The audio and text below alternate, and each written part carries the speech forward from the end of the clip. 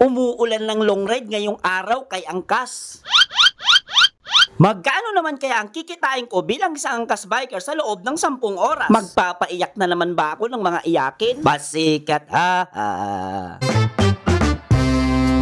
Huwag na natin patagalin pa, Noy. Simulan na natin. Paiyakin ang mga iyakin. Asikaso. First booking natin sa Jose del Monte, Bulacan, going to Diliman, Quezon City. Sa booking na to, malamang merong magre-react dyan. Sasabihin, card naman yan. Sa amin kasi kahit card, cashless or promo, wala kami pakialam dahil sa apps na gamit namin, on the spot, makakapag-cash out kami. Kaya laban kami kahit ano pa yan. Pasikat. Inabot ko na kagad kay mamang shower cup. Sinuot ko na din ang helmet para mas mabilis. Pasikat. Pinasakay ko na si ma'am, baka sakay pa ng iba. Asikaso. Sabay tanong kay ma'am kung okay na po. Nung sabi ni ma'am ng okay na, hinawak ko na kagad yung dalawang kamay ko sa manibela at pinihit ko na kagad yung silinyador. Pasikat 1.5 hour ang estimated travel time ni Google Maps. At dahil sa ako ang driver, ginawa lang natin ang 1 oras. Pasikat ka. Medyo may katirikan nga ang araw dito sa Quezon City. Sabi nga ni ma'am, kuya, ang husay mo magmaneho. Pasikat dahil sa maaraw, napilitan ako magsuot ng mask. Medyo may kahapdian kasi sa bala. 11 AM kasi ako nagsimulang bumiyahe. Next na booking, Noy, angkas padala. Diliman, going to Muntinlupa. Another long ride na naman to, Noy. Pasikat. Sasabihin na naman ng iba, malapit ako sa bunganga ng admin. Asikaso. At dahil sa angkas padala to, kayang-kaya natin humataw kahit konti. Buti na lang at walang masyadong traffic dito sa service road. Pagkalipas ng kulang-kulang 1 oras, dumating na rin tayo dito sa may Muntinlupa. At ang sabi ng receiver, ang bilis ko daw. At ang sabi ko naman, maliit na bagay, ma'am. Pasikat.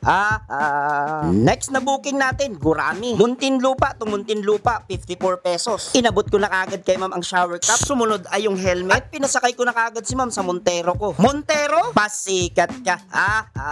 At nung makaupo na si ma'am, ay tinanong ko kung okay na ba siya. At nung okay na si ma'am, tara na ma'am. 3 kilometers lang ang biyahe. Kaya mabilis ko lang na ihatid si ma'am. At nung maihatid ko si ma'am, ay dito na ako natagalan. Pasukan ng booking. Kulang-kulang 2 oras ang inantay ko. At nung magdadalawang oras na, ay nagpasya na ako pumunta ng Bikutan. At least ngayon, nalaman natin kung Muntinlupa pa o Bikutan ang mas malakas sa booking sa angkas. Asikaso. After ng 2 oras sa paghihintay, ay may pumasok, Bikutan going to Taguig. At hindi ko na pinakawalan tong booking na to. Sinundo ko na kagad para hindi na makawala pa. Pasikat. Pinasakay ko na kagad si ma'am at baka maisakay pa ng iba. Pasikat. Pagdating namin ni ma'am sa drop-off niya, inulan na nga kami. Asikaso. Sumunod na booking, Noy, Taguig to BGC. 85 pesos, pwede na to. Yung iba nga, wala nang makain eh. Pasikat. 5 minuto lang nakalipas at nandito na kami kagad sa drop-off ni ma'am. Pinagkapote ko si ma'am, baka mamaya magimbas ang sisiw pag hindi siya nagkapote. Sumunod na booking, Noy, BGC going to Santa Cruz, Manila. Pasikat ka angkas. Nagtanggal na rin pala ako ng kapote dyan dahil wala nang ulan. At pinasakay ko na kagad si ma'am, baka maisakay pa ng iba. Asikaso. Sabay tanong kung okay na ba siya. Nung sumagot na okay na, agad-agad umalis na kami. Dito pala ang drop-off sa may Dangwa. At safe ko namang naihatid si ma'am sa drop-off niya. Pasikat. Hindi pa nakakababa si ma'am, may booking na kagad ako. Iba ka talaga angkas. Pasikat. Santa Cruz ang pick up, going to Sampaloc, Manila. Gurami kung tawagin. Pero pwede na, yung iba nga wala na makain. Pinasakay ko na kagad si ma'am, baka maisakay pa ng iba. At mawalan pa ako ng 50 pesos. Sayang naman, asikaso. Pagkasakay ni ma'am, ay agad kong tinanong kung okay na ba siya. Para makasibat na kami at nalalapit ng 10 oras ko. Isang mabilisang biyahe lang at safe ko namang naihatid si ma'am sa drop-off niya. Pasikat. At sumunod na booking, Sampaloc, Manila, going to Pasay. Talagang nagpapasikat si angkas. Pinasakay ko na agad si sir at baka maisakay pa ng iba. Sayang naman yung 187 na ginawa niyang 200 pag drop ko sa kanya. Pasikat. Sa Villamor Airbase pala to, kaya't madilim dito. At ligtas ko namang naihatid si sir 101%. 2 minuto lang ang nakalipas at pinasukan kagad tayo ng kasunod. At may kasama pang tip. Pasikat. Pasay going to Makati. Laban na to. Yung iba nga wala na makain. Pasikat ka.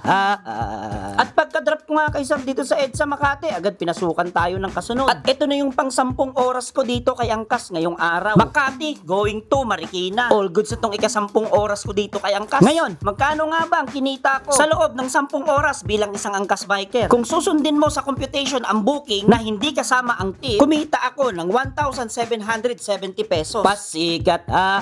Pagkasama naman ang tip ay kumita ako ng 1,867 pesos. Pasikat.